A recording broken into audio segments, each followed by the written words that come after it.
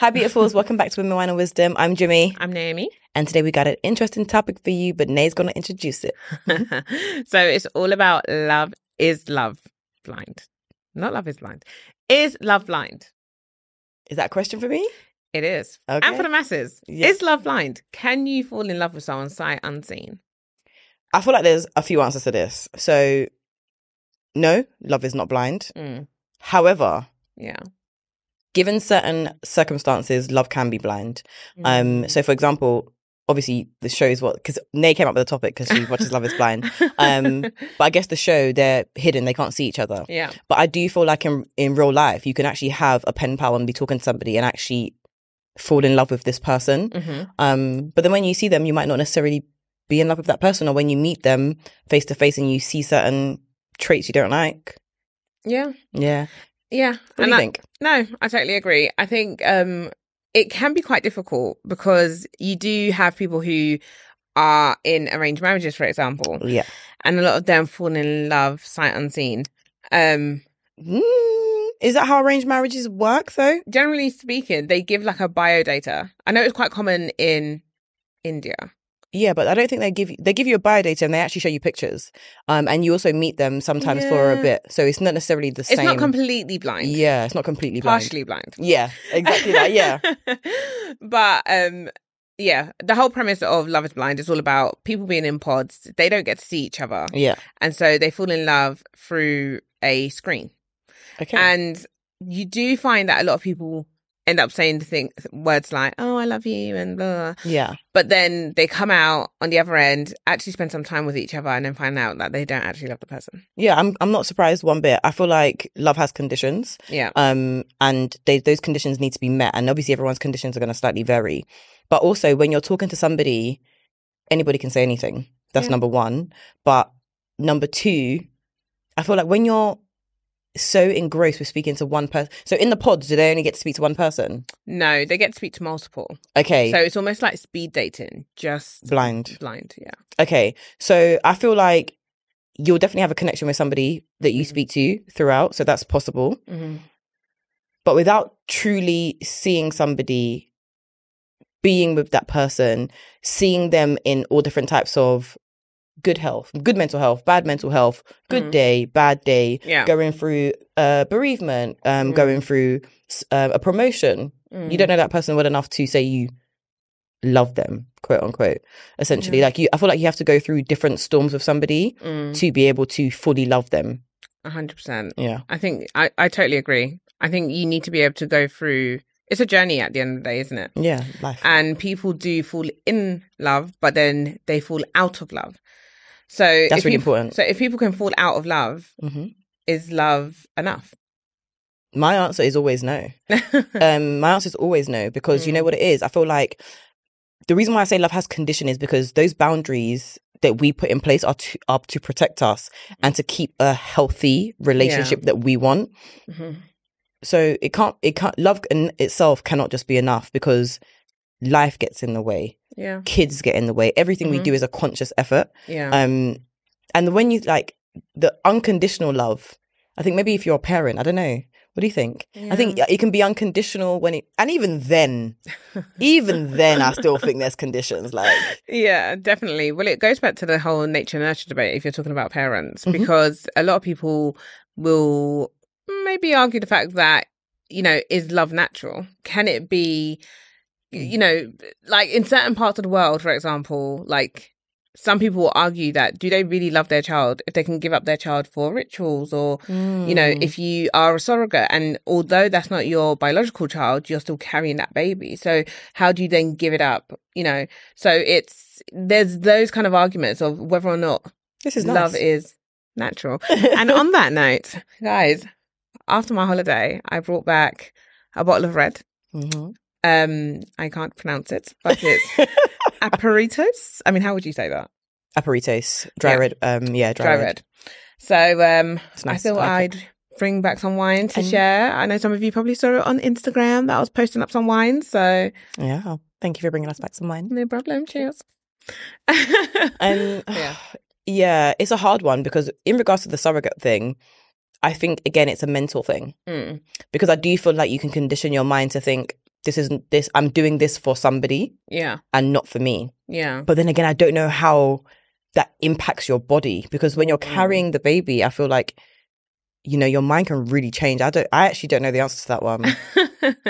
I know it is a bit of a, I mean, I'd like to read on it a bit more, because I do find it's quite an interesting one about like whether or not love is natural or whether or not it's. I think it's natural, You think it's natural? Yeah. The reason why I say I think it's natural is because you meet different people and different people kind of flow and that energy kind of matches. And then you meet other people and you're like, no.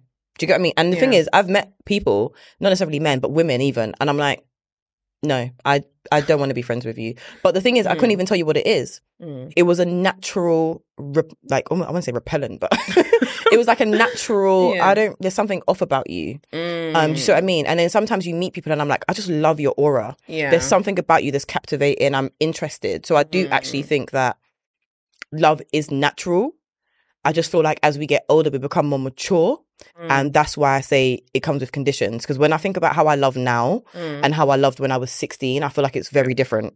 And I feel like then I wasn't equipped enough to know the full extent of like love and the things that fall into that. Whereas now I feel like I'm more in tune with it. Yeah. What do you look for in a partner? Ooh, in a partner, I look for stability. I look for good decision making. I look for positive mental outlook on life. I look for somebody who genuinely cares.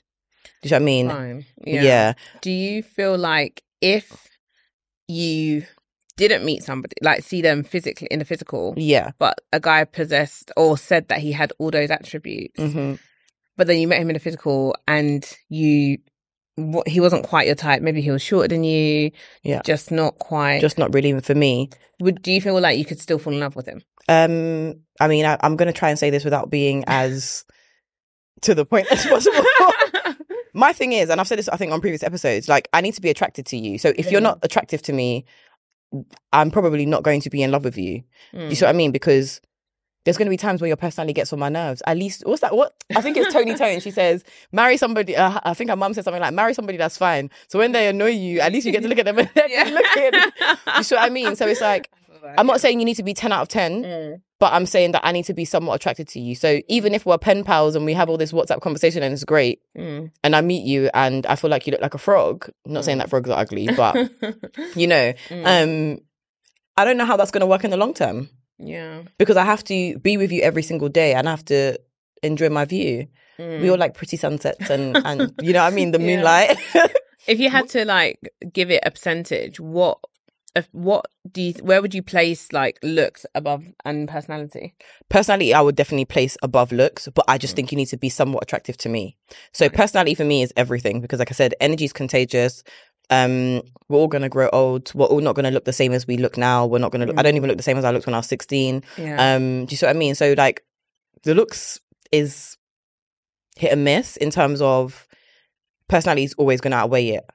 Because have you ever seen a really beautiful woman and her personality is a 0 and you're like... Yeah, she looks ugly. Yeah, she does. And the opposite. Yeah, it's the same thing. So I feel like for me, personality is always going to be more important than looks. But you still need to be somewhat attractive to me, not to society, to me. Fine. What do you think? Okay, no, I agree. I feel like with me, personality is really up there. Yeah, and I feel like there was a quote that I heard the other day, and I was just like, that sounds interesting. It's oh no, I'm not going to remember it now. But basically, you meet the person first, and then you grow to love them. Yes. And ultimately, I feel like, especially with looks, I feel I feel like I have an idea of how I want to be treated. And I feel like ultimately looks is not what treats me well. Love that quote. I love the fact you said that. That's a really good one. That's a really good one. But do you know what I mean? So I feel like it's not your looks that's gonna, sustain the relationship, carry the relationship, nurture the relationship. It's your personality. Yep. And if a guy is treating you the way you deserve to be treated and the way you want to be treated, it's almost like, how can you not love him? Has that come with age?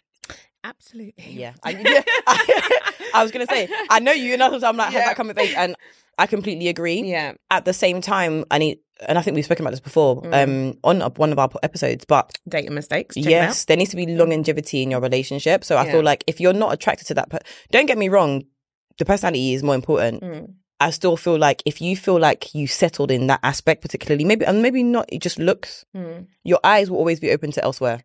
That is true. That's the thing. That is so true. Even though the looks is not what treats you well, we are still human beings. We're flawed. Yeah. You're going to look because you're going to feel like you settled. Yeah. But the thing is, I feel like also it's almost, I feel your partner, and I know I've used this in a few times, but it should be your home. It should be a safe space, right? Yeah. So just like you can walk into a home and there be no decor inside, you are responsible for creating the decor and making it feel, well, walking into a house and creating it to feel like a home, essentially. So putting in the plants or, you know, putting in lights, paintings and stuff like that. And that's all the aesthetics, right? Yeah. So why can't the same be done with your partner if that's meant to be your home? Could you maybe, if you like somebody that goes to the gym, could you maybe encourage him to work out a little bit more? If you like somebody who's maybe a bit more pudgy, maybe encourage him to eat a little bit more bad stuff. But do you know what I mean? That I feel ultimately that you're creating a home in somebody. Yes. So my counter to that is when I'm dating somebody, I'm not looking to change them per se. So I feel like what you said is correct though, because I hear what you're saying. You know how I feel about the gym. So you know how I will definitely be like, let's go to the gym together, let's do these things together. Ultimately though, that person has to want it themselves. And I totally agree. I'm not necessarily saying that you should go in and change that person. Oh no, yeah. I'm more so just saying like just make a house a home almost. And it would naturally, if you two have drawn to each other, especially on the emotional side of things, they will probably share a lot of similar, or a lot of you lot will have a lot of shared interest, vision, shared vision. Yeah. And so it might be, for example, you like somebody who cuts their hair, like it has regular shape ups. Yeah. You love a shape up. I love a shape up. And so, you know, it might just be that you just encourage them to just do it maybe a bit more often. Yeah. So it's not like you're necessarily changing them, but you're just maybe just making molding, yeah. Molding, maybe. Like I said, I completely agree, but the person has to have the characteristics to be adaptable to you. Yeah, but the thing is, ultimately, I think you always want to show up in the best way for your partner, right? That's not true. No?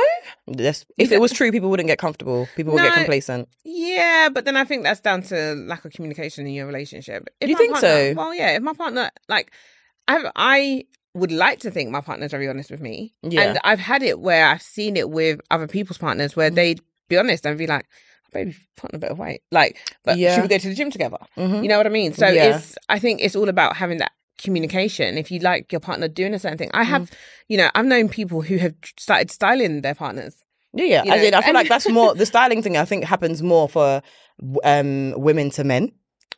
No, I've also had it with men to women. Okay, interesting. Yeah, I've had that too. So, but the thing is, it's not necessarily like they're changing them, or it's not a change that isn't welcomed by the other person.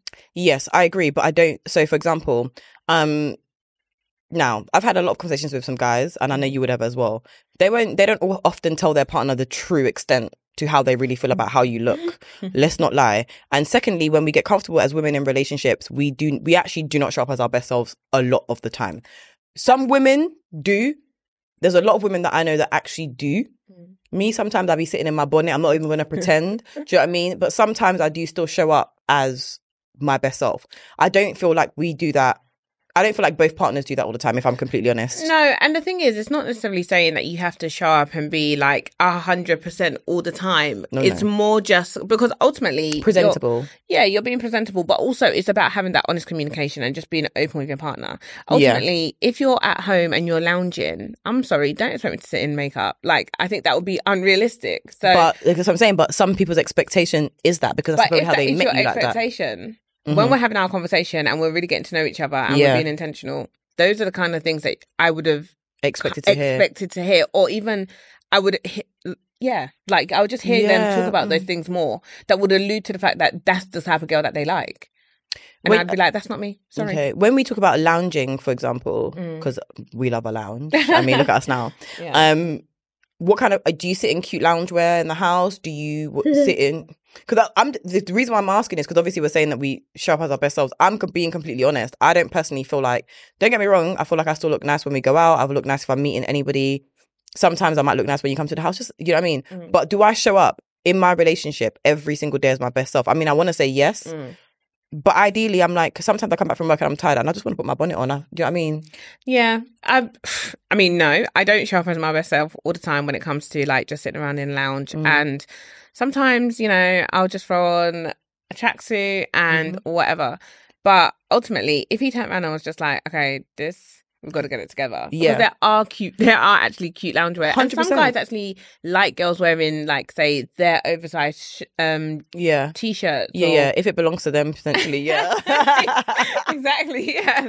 Girls, don't make that mistake. Make sure it's your man's clothes, not your ex.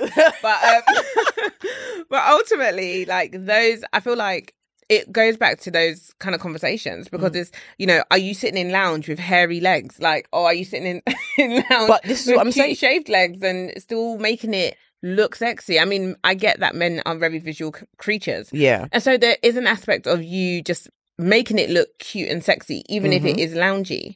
Yeah. Because, I mean, if you're at home, you're at home. You still want to be able to feel comfortable at home. You shouldn't feel like you've got to be overdressed and stuff. No, I can listen. I'm a no makeup person. We already know this. Most of the time, the podcast sees me in the most makeup, or when I'm going out, they see me in the most makeup. When I go to work, I don't wear makeup. When I'm at home in my house, I don't really wear makeup. Even yesterday, I went wine tasting. I had, I think, eyeliner on, lashes, and I had no foundation, nothing, because sometimes the skin just needs to be breathing. It does. Need to breathe. So yeah, it's interesting. I don't know if we show up as our best selves. But, like you said, communication is very important. I wonder what the percentage of men that actually feel comfortable to communicate to their partners how they feel. Because a lot of men say that women lack accountability. So I'm not even too sure that they show up, they even have these conversations. Yeah. And even postpartum, I think you mentioned it earlier when we was talking about something else, but postpartum, a lot of men don't really speak to their partners about, oh, yeah, you know, I just had a baby, 3 years ago. Do you see what I mean? So in my head, I'm like, is love blind? I'm not sure. I'm not sure. On the show, like,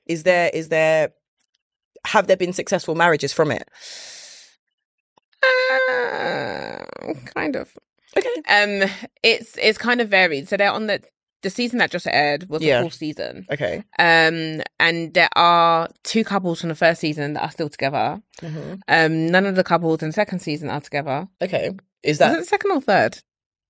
I can't remember. One of the seasons, anyway. But it has varied over the seasons. This recent season, they had 3 marriages. Okay. Was it 3 or 4?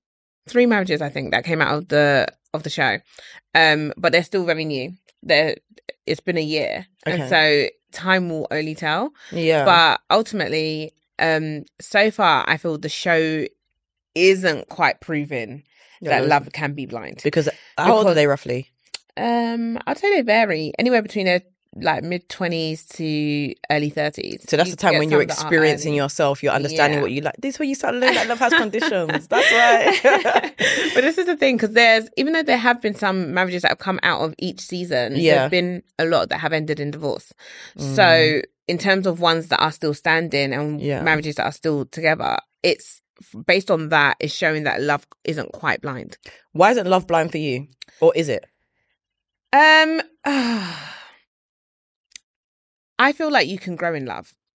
Yes. So I don't feel like looks is everything. I think agree. When you're younger, there is a massive, massive fixation on what does my guy look like? Yep. What are my friends going to say about my guy? You know, what's everyone's opinion on him? Or, you know, like some people will be like, oh, is that her man?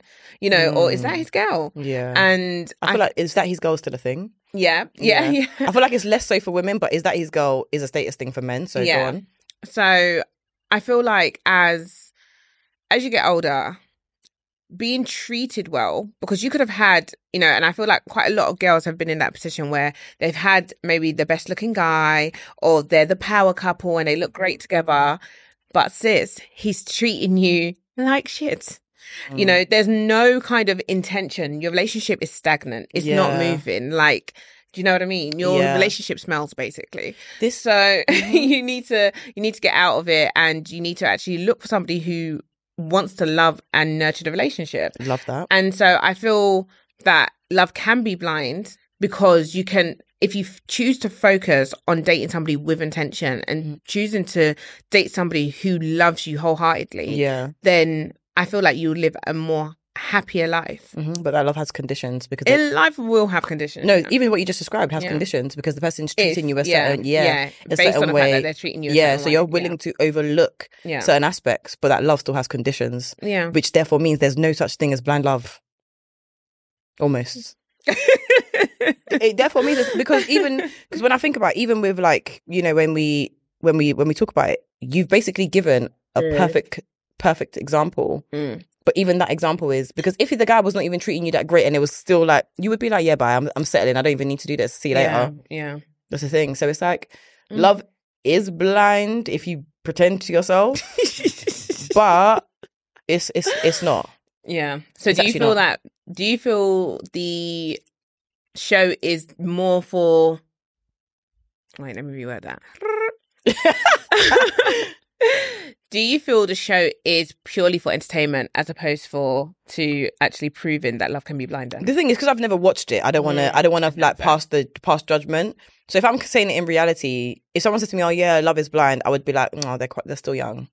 That's what I would think. I would be like, "Oh my god, they're still young." But don't get me wrong though, because love can be blind, and the reason why I'm saying love can be blind, not because of looks though.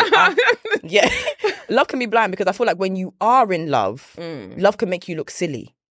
Oh, and that's the difference. Let me tell you, because one of my friends. Okay, see now that's the difference. One of my friends said love is the first sign of insanity. Yes, because love will make you look crazy. It will make you do know why? Crazy things. There is certain, for example, like you can be dating somebody, and he can do something to you, and if it was another man, you would run 10 miles. Yeah, your person you're in love with can make you look crazy, stupid, all of those things. And my counter to that is, then if you're not willing to go if you're not willing to go far for that love, then it's probably going to be boring, or you know, it's not that exciting, or there's no longevity in it.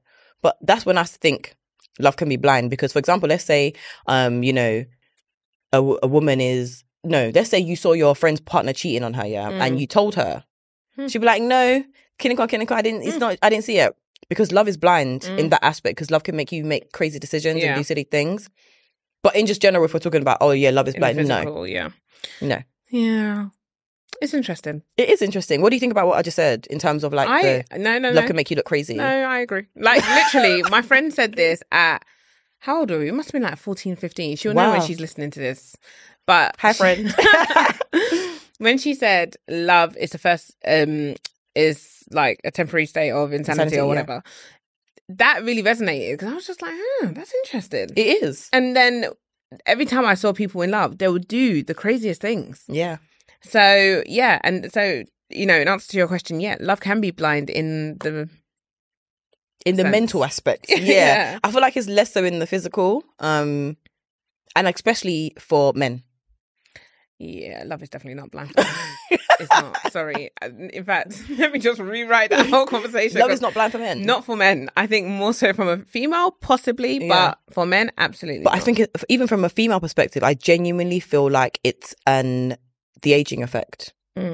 Because when you were 23, when we were 23, we wouldn't be saying the same thing. Yeah. No, 100%. Yeah, so I think genuinely for women, I think it's the aging effect. And I just genuinely feel like for men, love is not blind in any way. Even when like the masculine and feminine podcast we had, when I think Chris was saying, like, women, they ask, what does your man do?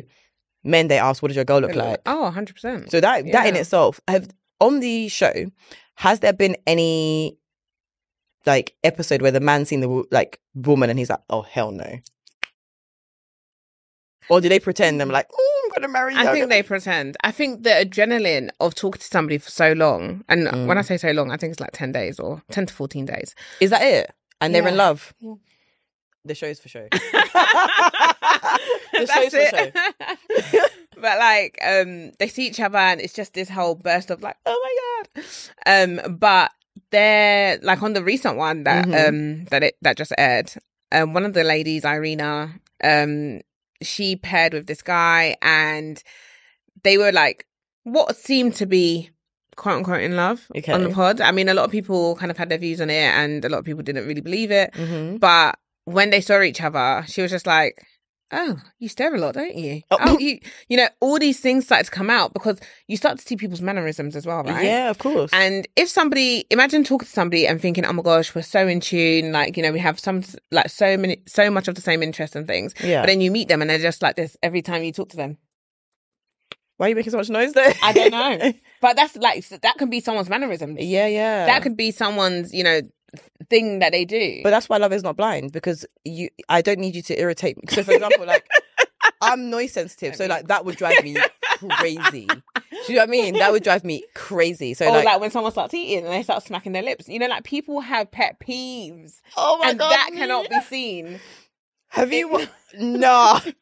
On TikTok, honestly, guys, there's this guy basically. No. His girlfriend is ADHD, and she's really like noise sensitive. And there's a video of him like recording, and she is literally looking at him like she wants to kill him. Oh my God. It's so funny. But it makes sense, and I completely relate with her, because the smacking of the lips, like people just hear it in their ears. I'm hearing that in my entire body. My body's ringing. Yeah, like, so I could really. So when I saw it, I was laughing so much because I was like, I 100% feel everything she's feeling right now. Yeah. So no. Again, I go back to the same, like, love is not blind, because I'm going to unlove you at some point. So what do you think then about, I know it's not quite blind, but arranged marriages? What are your thoughts on that? Just quickly. Do you know what? So I actually have some friends that are in arranged marriages and they've been successful. That's the thing. Now, is that a religious thing? I think religion plays an impact in that. But I also feel like, I do think, like you said, you can grow to be in love with people. So I do think there is some scope where arranged marriages do work. And that's only because I've seen some successful ones. Fine, yeah. If you asked me naturally for myself and they said, oh yeah, we want to arrange a marriage with somebody, I don't know if it would work particularly for me. Okay. What do you think? It's quite interesting. So there's a show, another show on Netflix called Indian Matchmaker. I don't know. Oh my God, I've seen some of those. Yeah. But it's quite interesting because it's very, very big in India. Yeah. And still to this day. And I was kind of like looking at statistics, and this is the statistics from the US though, based last year. But most love marriages end in divorce, about 50 to 60%, I believe it was. But arranged marriages are under 10%. Again, I'm not surprised, but go on. Is that because, for example, as when you don't do arranged marriages, for example, and you choose, you realize that you have more options. You see what I mean? You know the world out there. You know that you're open to more options, and you have more scope in decision making. Because even when you do for example, arranged marriages, they normally bring, for example, let's say there might be 3 men they bring to you or 3 women they bring to you. You might be able to choose one of those women, but you also know that there's no scope for divorce later on. So I do feel like sometimes it might just be I want to say, I don't know what the word I'm looking for is right now, but constraint. You might be constrained by certain things or outlooks. Whereas I feel like people that generally don't do arranged marriages are very much aware of their options. We live in a very you are replaceable society, and I don't think that's the same for arranged marriages. Don't think the concept's the same. You don't think so? Not at all. It's an interesting one. I would love to ask my friend that though. I'm going to ask her. Yeah, I think that would be quite an interesting one to find out, because I feel that ultimately you could be in an arranged marriage and still go through abuse or go through any of that. So ultimately, if they were experiencing like emotional or physical abuse, for example, they would still leave, wouldn't they? Not necessarily. No? Nope, not necessarily. Again, if you feel like you have particular constraints, you might not. I feel like, again, even if you think about domestic violence, women in the relationship that they've chosen to be with people in, they still stay. You know what I mean? It takes, I can't remember the actual stat, so I'm not going to say it, but it takes a few times for a woman that's experiencing domestic abuse to even leave. Now, let alone you're in an arranged marriage that your parents potentially have picked for you. You might not. You might not leave. You might still experience those emotional and physical abuse and still stay. It'd be interesting. I definitely would love to speak to people who have gone through the arranged marriage process to kind of understand more about why they believe the statistics are so high and successful versus, you know, a love marriage where you can choose. Because why do you think the show's so popular? Because like Indian Matchmaker and Love is Blind. Indian Matchmaker I just enjoy. It just gives me vibes. But Love is Blind, like, it's just not even I don't know whether this is the way my brain or mind works, but it's not even a show that I'm even interested in. Why do you? Because I feel like so many people are so interested. I see it everywhere. There's gist about it all the time. I think because as humans, people like we just love. No, I think that's we true. genuinely love, and I think people are constantly wanting to learn and understand and develop themselves. And I think watching a show like Love is Blind allows you to try to resonate a bit more with yourself and understand a little bit more about, you know, trying to peel back some of the artificial stuff, which which social media has completely ruined. That's a good concept. Because ultimately you're trying to fall in love with someone sight unseen. You're falling in love with someone behind a wall because you want to try to understand somebody's raw emotion and raw self. And I think in a society where social media is now governing our every move, like we live in, it feels like we're in such an artificial society. No, it definitely does. And so I think I do feel like people just want to get back to knowing how to be back to their true self without all the gimmicks around it. That's really interesting. So I think I think people also just love reality TV. Yeah. I love the drama. Yeah, that's a good point. But stay tuned, guys. I mean, I hope you've enjoyed our little talk on Love is Blind and also a little bit of Indian Matchmaker there. Yeah, I feel like I definitely want to know if you guys think Love is Blind. If you think it's blind, please give us the reasons why you think it's blind. Yeah. If you don't think it's blind and you agree with anything we've said, please also let us know because we definitely want to hear from you. But thank you very much. Yeah, don't forget to like, subscribe and comment. Cheers, honey. Cheers.